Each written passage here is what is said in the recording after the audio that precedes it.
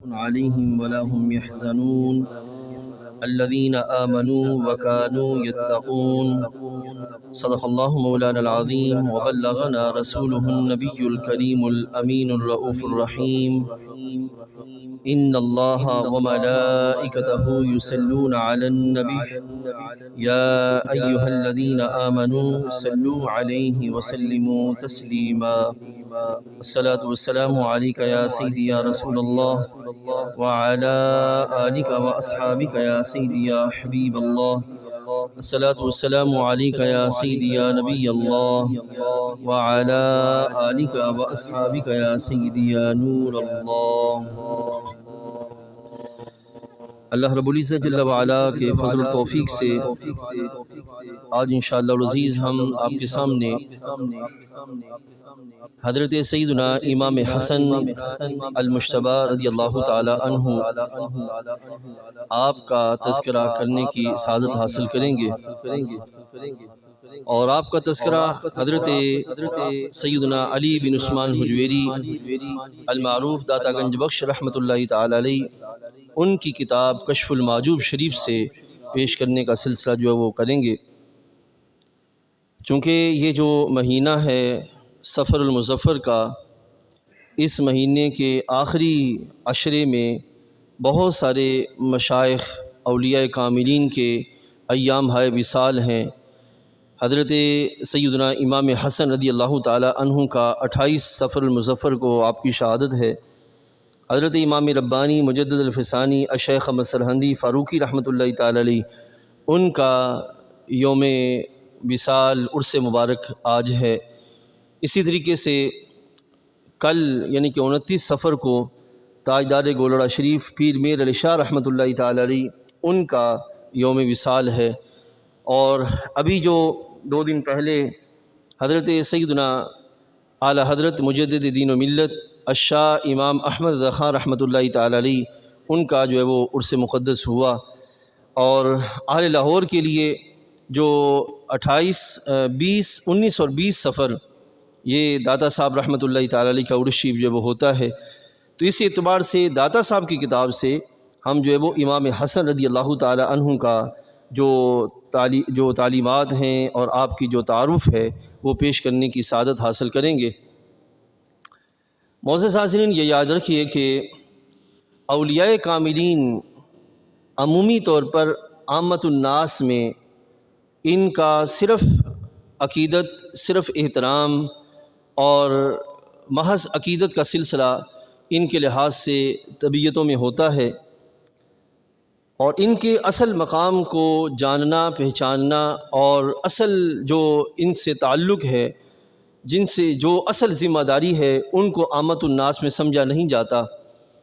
جتنے بھی اولیاء کاملین ہیں یہ چونکہ رسول اکرم صلی اللہ علیہ وسلم کے نائب ہوتے ہیں، اور نبی کریم علیہ الصلاۃ والسلام کا جو وصف اللہ تعالیٰ نے قرآن مجید میں بیان فرمایا وہ معلم ہے کہ سرکار معلم بن کے زمانے میں تشریف لائے. تو معلم ہونے کی حیثیت سے جہاں سرکار قرآن و سنت کی جو ہے وہ تعلیمات ارشاد فرماتے رہے اور قرآن و سنت کو بیان کرتے رہے، اور حبیب علیہ الصلاۃ والسلام ظاہر اور باطن کو پاک کر کے لوگوں کو اسلام کی ذمہ داریاں صحیح طور پر قبول کرنے کے لیے تیار کرتے رہے، تو جو محبوب کریم علیہ السلام کے نائب ہوتے ہیں صحیح معنی میں وہ زمانے میں وہی ذمہ داری نبھاتے ہیں جو ذمہ داری اللہ تعالیٰ نے رسول کریم علیہ السلام کو عطا فرمائی. اور وہ ذمہ داری کیا ہوتی ہے کہ اس میں کوئی شک نہیں ہے کہ ان کو لفظ صوفی سے یاد کیا جاتا ہے، لفظ ولی سے یاد کیا جاتا ہے، یہ ان کے اوصاف ہیں. لیکن ان کی جو سب سے بڑی اہم ذمہ داری اور بڑا مرتبہ وہ یہ ہوتا ہے کہ یہ اپنے اپنے زمانے کے اندر معلم ہوتے ہیں، مربی ہوتے ہیں، استاذ ہوتے ہیں، شیخ ہوتے ہیں، اور یہ افراد کو حقائق سے آگاہ کرتے ہیں اور اصل جو اسلام کی تعلیمات ہیں اس سے روشناس کرواتے ہیں. اور رسول کریم علیہ الصلاۃ والسلام کہ امت کے اندر جتنے بھی قیامت تک کے لیے آنے والے فتنے ہوتے ہیں اس زمانے کے اعتبار سے یہ ان فتنوں پر آگاہ کر کے لوگوں کو اصل رستہ دکھانے کا اہتمام کرتے ہیں. حضرت داتا صاحب رحمۃ اللہ تعالی علیہ بھلے آج سے قریباً 1000 سال پہلے آپ اس زمانے میں جلوہ فرما ہوئے اور لاہور کے اندر آپ کا مزار پرانوار ہے، لیکن آپ کی تعلیمات کا مرکز و محور آپ کی کتاب کشف المحجوب شریف ہے، یہ آج بھی ہمارے درمیان موجود ہے۔ اب کشف المحجوب شریف کا 8واں باب ہے، اور اس 8ویں باب کے اندر دادا صاحب نے اہل بیت طہار کا تذکرہ کیا، اور اہل بیت طہار میں سب سے پہلے آپ جن کا تذکرہ لاتے ہیں وہ حضرت امام حسن رضی اللہ تعالیٰ عنہ ہے۔ اور پھر دیکھیے جو طریقہ داتا صاحب نے اس میں بیان کیا، آپ یقین جانیے اگر ہم آج کے اس دور کے اندر اسی طریقے کو پکڑ لیں اور اسی پہ قائم ہو جائیں تو کبھی بھی خرابی واقع نہ ہو، کبھی بھی فساد نہ آئے، کیونکہ داتا صاحب معلم تھے، داتا صاحب مربی تھے، داتا صاحب ایک استاذ کی حیثیت رکھتے تھے، اور استاذ جانتا ہوتا ہے کہ طالب علم کو میں نے کون سا رستہ دکھانا ہے اور کس طریقے پر میں نے چلانے کا اہتمام کرنا ہے۔ تو حضرت داتا صاحب رحمۃ اللہ تعالی علیہ نے اس کتاب کے اندر حضرت امام حسن کا وہی جو مقام ہے بیان کیا جو اصل اللہ اور اس کے رسول کی بارگاہ سے امت کے لیے رکھا گیا تھا۔ ایک یہ ہے کہ امام حسن جو ہے وہ سرکار کے شہزادے ہیں، حضرت علی کرم اللہ وجہ کریم کے صاحبزادے ہیں، مولا کائنات کرم اللہ وجہ کریم کے نور نظر اور حضرت سیدہ فاطمۃ الزہرا کے فرزند دل بند ہیں، اس میں کوئی شک نہیں ہے۔ اس لحاظ سے ان کے ساتھ محبت کرنا، ان کے ساتھ عقیدت رکھنا اور ان کا احترام کرنا یہ یقیناً ہر مومن کی ذمہ داری ہے اور مومن کے ایمان کا حصہ ہے۔ لیکن دوسرا جو پہلو ہے جس کے نہ ہونے کے سبب اس وقت فساد ہے وہ یہ ہے کہ ادھر سے اپنی طرف سے محبتوں کے سلسلے تو قائم ہو رہے ہیں، لیکن وہاں سے جو تعلیمات کے سلسلے جاری ہوئے تھے ان کو صحیح طور پر سمجھنے کا سلسلہ یہ معاشرے میں ختم ہوتا جا رہا ہے، جس کے سبب نتیجہ کا نکل رہا ہے کہ محبتوں کے سلسلے قائم ہو رہے ہیں، تعلیمات کے سلسلے آنکھوں کے اوجھل ہونے کے سبب خود ساختہ نظریات اور خود ساختہ تعبیرات یہ زمانے میں جو ہے وہ سامنے آ رہی ہے۔ تو داتا صاحب رحمۃ اللہ تعالی علیہ نے قیامت تک کے لیے یہ سبق دیا کہ جہاں محبت کے لیے اور ان کے ساتھ عقیدت کے لیے شریعت مطالعہ نے معیار دیا ہے، اسی طریقے سے ان کی تعلیمات کے اعتبار سے بھی جو ان کی بارگاہ سے ہمارے لیے پیغام جاری ہوئے ان کو سمجھنا اور اس پہ قائم ہونا یہ ہماری ذمہ داری ہے۔ اب دیکھیے چلتے ہیں کشف المحجوب شریف کے 8ویں باب میں، یہ میرے پاس ہاتھ میں کشف المحجوب ہے اور اس کا باب نمبر 8 ہے، اور اس میں داتا صاحب جو ہے وہ 8ویں باب میں اہل بیت کا تذکرہ کرتے ہیں۔ فرماتے ہیں کہ رسول اللہ صلی اللہ علیہ وسلم کے اہل بیت تقدس ازلی میں مخصوص تھے، یعنی کہ ازلی پاکی انہیں حاصل تھی، اور ہر ایک کو تصوف میں کمال تھا۔ کیا مطلب کہ صرف نسبت رسول علیہ السلام ہی حاصل نہیں تھی بلکہ ظاہر اور باطن کے لحاظ سے بھی وہ پاکیزہ تھے اور کمال درجے پہ فائز تھے، اور یہ سب اہل تصوف کے سردار تھے، یعنی کہ ان میں سے ہر ایک جو بھی رسول کریم علیہ السلام کے خاندان شریف سے متعلق تھا اللہ تعالیٰ نے ان کو سرکار کی برکت سے ظاہری اور باطنی وہ پاکیزگی عطا فرمائی کہ وہ اپنے اپنے زمانے کے سردار ٹھہرے۔ اب ان میں جگر بند مصطفیٰ، ریحان دل مرتضیٰ، نور چشم زہرا ابو محمد الحسن بن علی کرم اللہ وجہ کریم، یہ ہے، یہ یاد رکھیے گا، یہ جو صوفیاء ہوتے ہیں یہ حقیقت پسند ہوتے ہیں، یہ محض عقیدت مند نہیں ہوتے، یہ حقیقت پسند ہوتے ہیں، اور زمانے میں اسی طرز کو قائم رکھنے کی کوشش کرتے ہیں جو طرز قرآن و سنت نے انہیں عطا کی ہوتی ہے، یا اسی پہ کاربند رہنے کا اہتمام کرتے ہیں۔ تو اس واسطے سے حضرت داتا صاحب رحمۃ اللہ تعالی علیہ نے قرآن و سنت کی تعلیمات کی بنیاد پر ہی آپ نے اپنی کتاب کی بنیاد رکھی، اور اس میں طرز کیا ہے دیکھیے، قرآن مجید میں اللہ تعالیٰ ارشاد فرماتا ہے الا ان اولیاء اللہ لا خوف علیہم ولا هم یحزنون، اس میں اللہ تعالیٰ نے شان بیان فرما دی، الذین آمنوا وکانوا یتقون، اس آیت میں اللہ تعالیٰ نے ان کے اوصاف بیان فرما دیے۔ تو داتا صاحب نے اسی طرز کو اپنایا کہ پہلے شان بیان کی اور اس کے بعد پھر آگے ان کے وصف بیان کیے، اور وصف کیا تھے؟ فرماتے ہیں کہ ان کو اس طریقے پر نظر غائر حاصل تھی، کیا مطلب کہ وہ تصوف کے طریقے پر، طریقت کی راہ پر بڑی گہری نظر رکھتے تھے، اور گہری نظر وہی رکھ سکتا ہے جو اس طریقے کا راہی ہو، اس طریقے کا مسافر ہو، اس طریقے پہ چلنے والا ہو۔ ایک بندہ کسی کاروبار میں مشہور ہے تو وہ بندہ جو کاروبار میں ہے وہی جانے گا کہ کاروبار میں اونچ نیچ کیا ہے، کاروبار کی باریکیاں کیا ہیں، کاروبار کے لحاظ سے معاملات کیا ہیں۔ ایک بندہ جو اس کاروبار میں نہیں ہے وہ تو اس کاروبار کے الف با بھی نہیں جانتا ہوگا، کہ جائے کہ وہ اس کی گہرائیاں اور باریکیاں بیان کرتا پھرے۔ تو آپ فرماتے ہیں کہ حضرت امام حسن رضی اللہ تعالیٰ عنہ راہ تصوف کے غائر نظر رکھتے تھے، گہری نظر رکھتے تھے، اور پھر فرمایا اس موضوع پر ان کے دقیق نکات ہیں، دقیق نکات یعنی کہ بڑے باریک اور نازک کلام ہے جو حضرت امام حسن کا اس موضوع پر ہے. کس موضوع پر؟ تصوف اور طریقت کے موضوع پر. اس پر ان کا ایک جو وہ جملہ بیان فرماتے ہیں کہ حضرت امام حسن نے بیان فرمایا کہ علیکم بحفظ السرائر فإن اللہ مطلع علی الضمائر. فرماتے ہیں کہ اپنے دلوں کی حفاظت کرو. یہ کس کا بیان ہے؟ حضرت امام حسن کا بیان ہے کہ اپنے دلوں کی حفاظت کرو، کیونکہ اللہ تعالیٰ تمہارے دلوں کے راز کو جاننے والا ہے. اب ایک ہے صرف باہر اعمال کی حفاظت کرنا کہ اعمال میں پاکی رہے، اعمال میں خرابی نہ آئے، اور ایک ہے کہ دل کی جو کیفیات ہیں، دل کے جو حالات ہیں، اس پر بھی نظر رکھی جائے کہ اس میں غیر اللہ کی کوئی کیفیت نہ آ جائے، اس میں صرف رب ذوالجلال کی رضا کا پہلو جو وہ شامل ہو. یہ ہے گہری اور باریک پہلو. اب دادا صاحب جو ہے وہ فضائل بیان کرنے کے بعد توجہ کیجئے گا، دادا صاحب رحمۃ اللہ تعالی علیہ امام حسن کا مرتبہ بیان کر رہے ہیں. امام حسن کا کیا مرتبہ ہے؟ ایک یہ ہے کہ وہ سرکار کے گھرانے کے شہزادے ہیں اور اس میں کوئی شک نہیں ہے، لیکن اس کے ساتھ ساتھ ان کا اصل رتبہ یہ ہے کہ آپ شہزادہ ہونے کے ساتھ ساتھ اس امت کے سردار اور رہنما ہیں اور معلم ہیں. تو جو معلم ہے امت پر لازم ہے کہ ان سے تعلیم لے اور اس کے مطابق اپنا رستہ سیدھا کرنے کا اہتمام کرے. یہ ہے درس طریقہ داتا صاحب نے بیان فرمایا قیامت تک کے لحاظ سے، یعنی کہ محض عقیدت رکھنا، محض محبت رکھنا اور ان کی تعلیمات کی طرف توجہ نہ دینا. داتا صاحب فرماتے ہیں کہ یہ آل حق کا طریق نہیں ہے. آل حق کا طریق یہ ہے کہ بندہ ان سے محبت بھی کرے اور ان کی تعلیمات کو بھی اپنے لیے رستے کیا جو ہے وہ سامان سمجھے، تو پھر نتیجہ کا نکلے گا کہ وہ بندہ حقیقت تک پہنچنے میں کامیاب ہو جائے گا. اب اس میں آگے بڑھتے ہوئے داتا صاحب رحمۃ اللہ تعالی علیہ حضرت امام حسن بصری، یہ حضرت علی کے خلیفہ ہیں. امام حسن بصری حضرت علی کے خلیفہ ہیں. ان کا خط لکھتے ہیں جو کہ انہوں نے لکھا حضرت امام حسن بن علی کرم اللہ وجہ کریم کی طرف. ٹھیک ہے، اب خلیفہ ہیں حضرت امام حسن بصری اور خط کس کو لکھ رہے ہیں؟ حضرت علی کے شہزادے کی طرف. تو یہاں سے کس بات کی خبر دی جا رہی ہے کہ پیر کا محض بیٹا ہونا کافی نہیں ہوتا،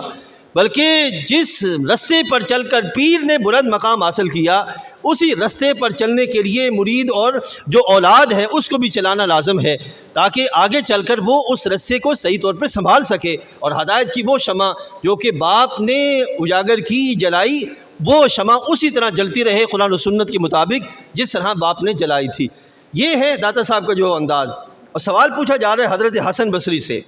اور پھر سوال کس لحاظ سے پوچھا جا رہا ہے آپ یہ سن کے حیران ہوں گے کہ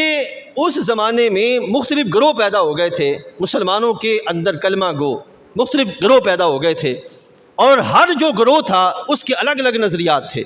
الگ الگ ان کی سوچ تھی، الگ الگ افکار تھے، الگ الگ نظریات تھے. اب ان کے نظریات کے اعتبار سے حضرت امام حسن نے پوچھا، امام حسن بصری نے کس سے؟ حضرت حسن بن علی کرم اللہ وجہ کریم سے، کہ ذرا بتائیے کیا فرماتے ہیں آپ اس مسئلہ میں کہ آدمی محض مجبور ہے یا اسے افعال پہ اختیار و استطاعت ہے؟ اب یہ مسئلہ پوچھا کس نے؟ حضرت امام حسن بصری نے. کس سے؟ حضرت امام حسن بن علی سے. اور مسئلہ بھی کون سا پوچھا؟ تقدیر کا، جو کہ جملہ اسلام کے تعلیمات میں سے نازک ترین معاملہ ہے کہ جس پہ کلام کرنے کی جرت ہر کوئی نہیں کرتا. وہی کرتا ہے جو اس علم میں راسخ ہوتا ہے، وہی بندہ اس بات کا اہتمام کرتا ہے. تو امام حسن بن علی سے یہ مسئلہ پوچھا کہ بتائیے اس معاملے میں آپ کا کیا فرمان ہے، آپ کا کیا نظریہ ہے؟ اب حضرت امام حسن بصری جواب دیتے ہیں، بسم اللہ الرحمن الرحیم، اما بعد. فرماتے ہیں کہ آپ کا مجھے خط پہنچا، جو لوگ قدر خیر اور شر من اللہ پر ایمان نہیں رکھتے. اب یہاں یہ یاد رکھیے گا، اہل سنت و جماعت ہمارا یہ عقیدہ ہے کہ قدر خیر اور شر یعنی کہ اچھی اور بری تقدیر دونوں اللہ تعالیٰ کی طرف سے ہیں. ہمارا یہ عقیدہ ہے. آپ نہیں پڑھتے قدر خیری ہی و شر ہی من اللہ تعالیٰ، کہ جو خیر اور شر والی قدر ہے، یہ تقدیر ہے، یہ اللہ تعالیٰ کی طرف سے ہے. لیکن اس میں ہمارا یہ نظریہ ہے، طریقہ ہے کہ جب ہماری طرف سے کوئی نیکی ہوگی، ہم اللہ کے فضل سے کوئی نیک کام کریں گے تو اس میں یہ کہیں گے کہ یہ اللہ کا فضل ہوا جس کے سبب میں نے نیک کام کیا. اور اگر ہم سے کوئی گناہ ہو جائے تو اس گناہ کے لحاظ سے یہ نہیں کہیں گے کہ بھی یہ بھی رب کی طرف سے ہوا کہ وہ نہ کہتا تو ہم نہ کرتے، نہیں،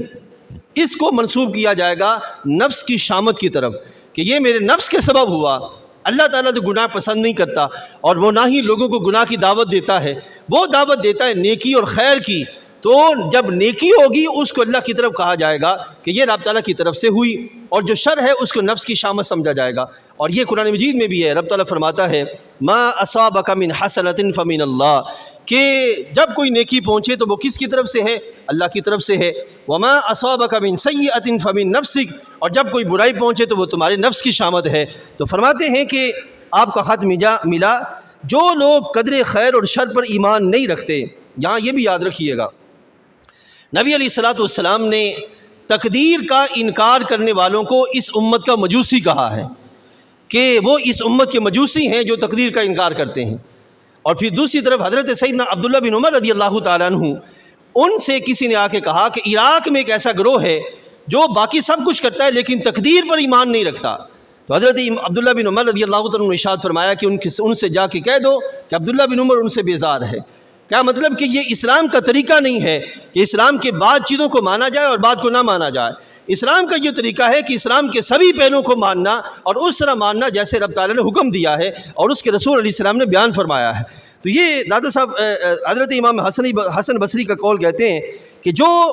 ایمان نہیں رکھتے اور جو اپنے گناہوں کو اللہ کی طرف منسوب کرتے ہیں، فرماتے ہیں وہ فاجر ہیں۔ کیا مطلب؟ سخت گناہ گار ہیں۔ اللہ کی طرف گناہ کو منسوب کرنا، گناہ تو نفس کی شامت کے سبب ہے، لہذا اس کو اپنی ذات کی طرف منسوب کیا جائے گا، اللہ کی طرف منسوب نہیں کیا جائے گا۔ اب آگے آپ فرماتے ہیں، اب یہاں سے دیکھیے گا،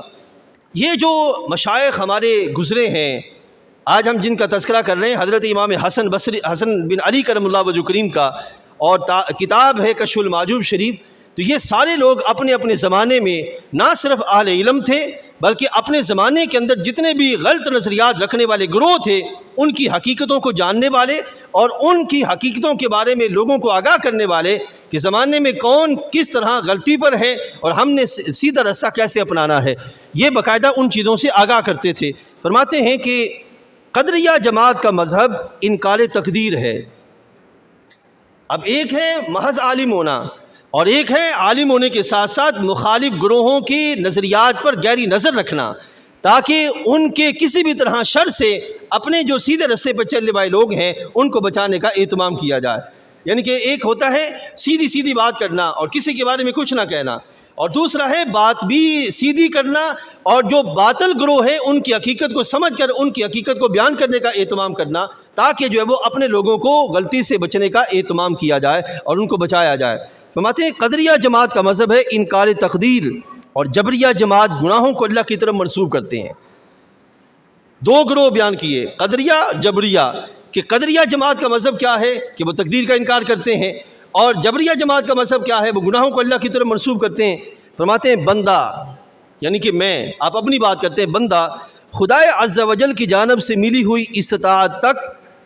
بندہ خدائے عز و جل کی جانب سے ملی ہوئی استطاعت تک اپنے افعال پر مختار ہے۔ اب بندے کا مذہب، بندے کے لحاظ سے کیا بیان کیا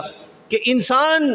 محض پتھر نہیں ہے کہ مجبور ہو، اور انسان ایسا بھی نہیں ہے کہ مطلقاً آزاد ہو، بلکہ انسان کی کیفیت کیا ہے کہ وہ بین ہے۔ اللہ تعالیٰ نے کچھ بندے کو اختیار عطا فرمایا ہے اور وہ اس اختیار کے اعتبار سے بتوفیق کے الہی اعمال صالحہ کرتا ہے اور نفس کی شامت کے سبب وہ گناہوں کی طرف جاتا ہے۔ یہ حضرت سیدنا امام حسن رضی اللہ عنہ نے بیان کیا۔ اب مجھے ذرا سوچ کے بتائیے گا عزیز دوستو، حضرت داتا صاحب رحمۃ اللہ تعالی علیہ حضرت امام حسن کا کس طرح تعارف کروا رہے ہیں کہ ان کے ساتھ محض عقیدت نہیں رکھنی اور ان کے ساتھ محض محبت کا اہتمام نہیں کرنا، بلکہ ان کی تعلیمی اور ان کے مرتبے کو جانتے ہوئے کہ وہ معلم ہیں، ان کی تعلیمات کو اپنی زندگی میں لانے کا اہتمام کرنا ہے، اپنے نظریات و اعمال کو بھی ان کے مطابق بنانا ہے۔ پھر نتیجہ کیا نکلے گا؟ اللہ تعالیٰ جل وعلا تمہیں ان سے صحیح فیضان عطا فرمائے گا۔ یہ ہے اصل چیز۔ آج کے اس دور کے اندر عزیز دوستو کیا ہو رہا ہے؟ توجہ سے سنیے گا کہ ایک گروہ اٹھتا ہے، وہ محض اپنی عقیدت لے کر ان کی طرف بڑھتا ہے اور پھر اس عقیدت کے سمندر میں پھر تعلیمات گھڑتا ہے اور وہ تعلیمات ان سے منسوب کر کے لوگوں کے درمیان رائج کرنے کا اہتمام کرتا ہے۔ تو چونکہ داتا صاحب رحمۃ اللہ تعالی علیہ حقیقت پسند تھے اور آپ اپنے شاگرد کو حقیقت کی راہ پہ چلانے کا اہتمام کر رہے تھے، اس اعتبار سے آپ نے فرمایا کہ ہر باطل گروہ سے بچنا اور ہر سیدھی راہ کو درست طریقے سے سمجھ کر اس پہ قائم ہو جانا، یہ طریقہ اہل سنت و جماعت کا طریقہ ہے، باطل گروہ سے بچنے کا اہتمام کرنا۔ اور پھر اس کے ساتھ ساتھ داتا صاحب رحمۃ اللہ تعالی علیہ نے آج چونکہ امام حسن رضی اللہ تعالیٰ عنہ کا عرس مقدس بھی ہے، امام حسن کا جب تذکرہ آتا ہے تو باقاعدہ ایک گروہ امام حسین کے تذکرے کے ساتھ ساتھ امام حسن کا جب تذکرہ آتا ہے تو ایک گروہ باقاعدہ طور پر حضرت امیر معاویہ رضی اللہ تعالیٰ عنہ پہ طعن کرتا ہے۔ بات توجہ سے سنیے گا اور سماعت کیجیے گا۔ رسول اللہ صلی اللہ علیہ وسلم کا کوئی بھی صحابی از اول تا آخر جو سب سے پہلے ایمان لائے یا سب سے آخر میں ایمان لائے، ایک لمحے کے لیے اس نے سرکار کی صحبت اقدس کو پایا، ایمان کے ساتھ ایک لمحے کے لیے سرکار کی صحبت کو پا گیا، تو اب اس صحبت کے سبب نتیجہ کا نکلا کہ بعد میں آنے والے ہزاروں سال تک عبادات کا اہتمام کرتے رہیں، وہ سب مل کر اپنی عبادت کے ساتھ اس کے مرتبے تک نہیں پہنچ سکتے جو ایک لمحے کے لیے سرکار کی صحبت کے سبب سرکار نے اسے عطا فرما دی تھی۔ یہ ہے صحابی کا مرتبہ۔ اب صحابہ کے لحاظ سے اہل سنت کا طریقہ کیا ہے، بڑے غور سے سمجھیے گا۔ ایک عقیدہ یہ ہے ایک گروہ کا کہ بھئی سارے صحابہ برابر ہیں، ہمارے لیے سب برابر ہیں، ہم کسی کی اونچ نیچ پہ جو ہے وہ نظر نہیں رکھتے، یہ اہل سنت کا طریقہ نہیں ہے۔ ایک گروہ اس طرف ہے کہ ایک کو لے لیا جائے، باقی صحابہ پہ طعن کا سلسلہ جو ہے وہ کھول دیا جائے، اہل سنت کا یہ بھی طریقہ نہیں ہے۔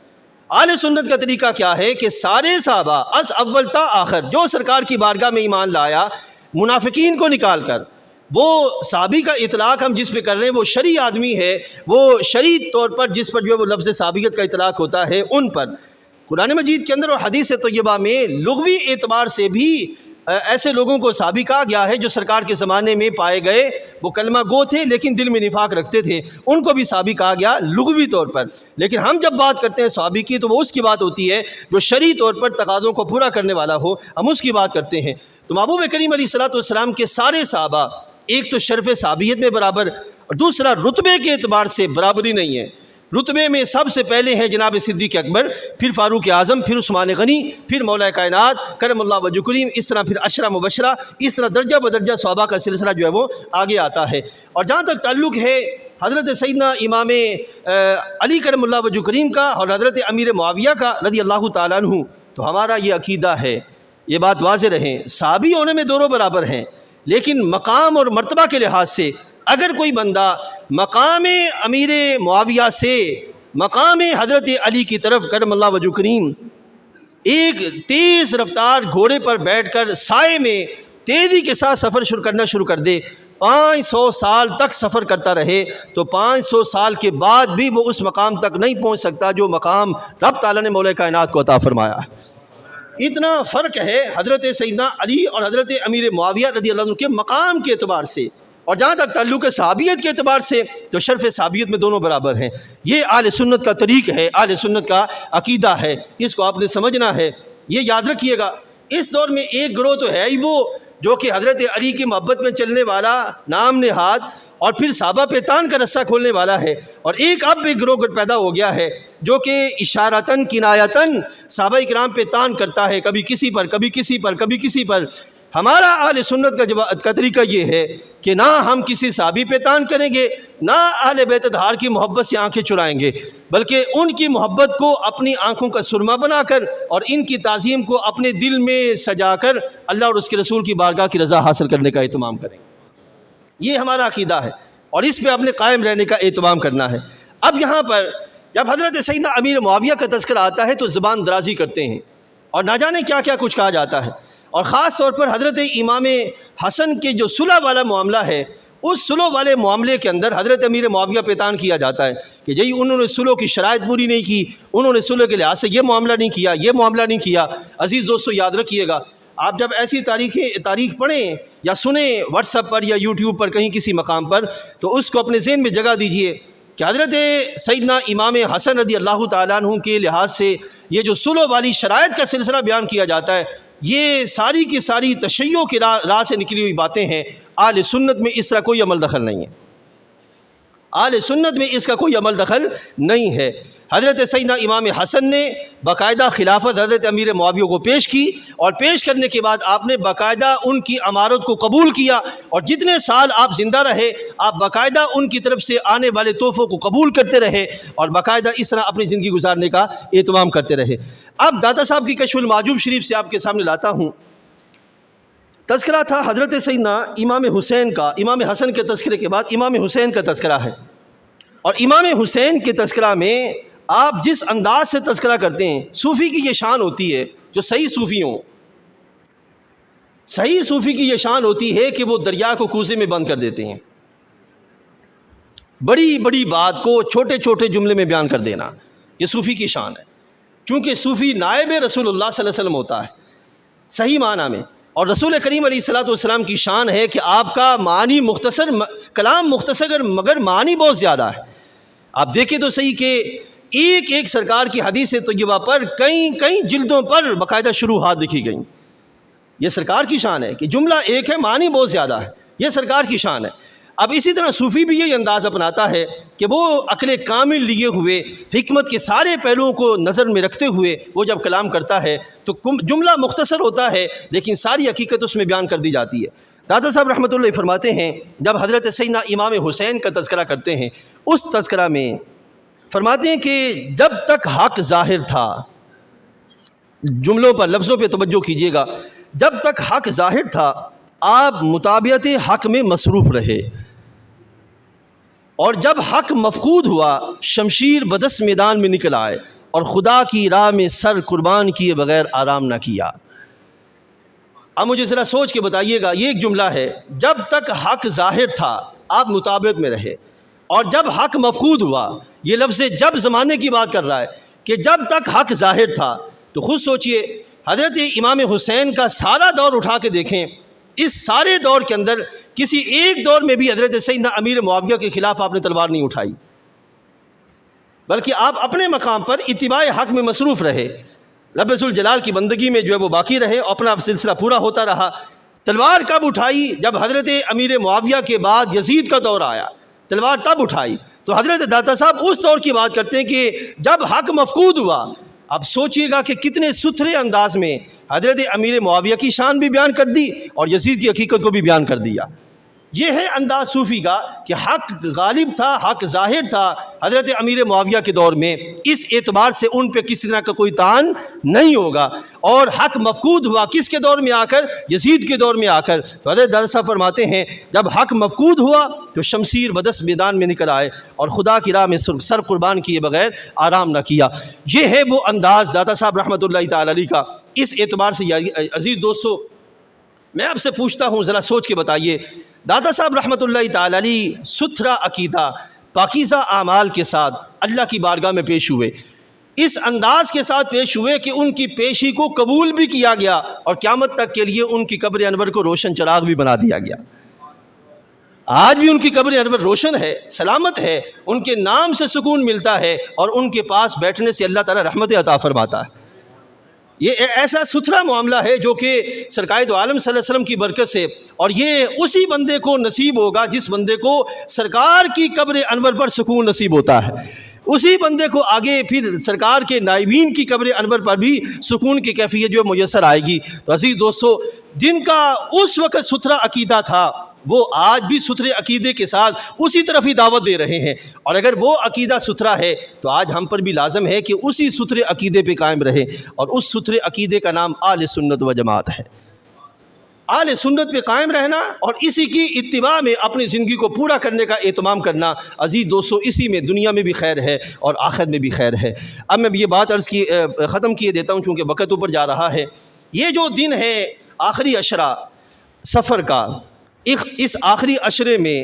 کئی بزرگان دین کے ایام ہائے وصال ہیں۔ آج چونکہ حضرت امام حسن کا عرس مقدس بھی ہے، کیونکہ 28 سفر کو آپ کا یوم شہادت بھی ہے، اور آج ہی حضرت سیدنا امام ربانی مجدد الفسانی الشیخ احمد سلندی فاروقی رحمۃ اللہ تعالی علیہ ان کا عرس مقدس بھی ہے۔ کل کا آنے والا دن 29 سفر حضرت تاجدار گولڑا شریف پیر میر علی شاہ رحمۃ اللہ تعالی علیہ ان کا عرس مقدس ہے۔ ایک دن پہلے جو ہے وہ حضرت سیدی اعلیٰ حضرت امام احمد رضا خان رحمۃ اللہ تعالی علیہ ان کا عرس مقدس تھا۔ عزیز دوستو، میں یہ صرف اتنا عرض کر کے بات ختم کیے دیتا ہوں۔ داتا صاحب رحمۃ اللہ تعالی علیہ نے آج سے 1000 سال پہلے جو انداز اس میں اپنایا، اس کتاب میں اپنے مرید کے لیے جو آپ نے کتاب لکھی، جو قرآن و سنت کی ترجمان ہے، اس کے لحاظ سے آپ نے جو انداز اپنایا، وہی انداز آپ کو عقیدہ اور تعلیمات کے باب میں حضرت امام ربانی کا نظر آئے گا، وہی انداز آپ کو حضرت پیر میر علی شاہ کا نظر آئے گا، وہی انداز آپ کو امام احمد رضا خان کا نظر آئے گا۔ کیا مطلب کہ یہ لوگ اپنے اپنے دور کے اندر حق کے ترجمان ہوتے ہیں، زمانے میں خیر کے علمبردار ہوتے ہیں، زمانے میں فتنوں کی نگاہ رکھنے والے فتنوں پر اور بتانے والے ہوتے ہیں کہ حق کس طرف ہے، یہ ان کی شان ہوتی ہے۔ اب داتا صاحب نے کشف المعجوب شریف میں جو تصوف کی راہ ہے، اس پر 10 فرقوں کا بیان کیا، ایک جگہ پر 12 فرقوں کا بیان کیا، اور بیان کر کے بتایا کہ یہ جو 11 تھے ان میں یہ خرابی تھی، اور ان میں سے جو ایک تھا اس کی یہ شان ہے جو رب نے عطا فرمائی ہے۔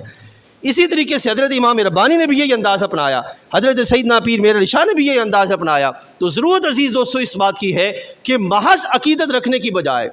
اس میں کوئی شک نہیں کہ عقیدت بھی اپنی جگہ اہتمام رکھتی ہے، فضیلت رکھتی ہے، لیکن محض عقیدت رکھنے کی بجائے ان کی تعلیمات کو کسی ذمہ دار حساس عالم دین کے پاس بیٹھ کر پڑھنے کا اہتمام کیا جائے۔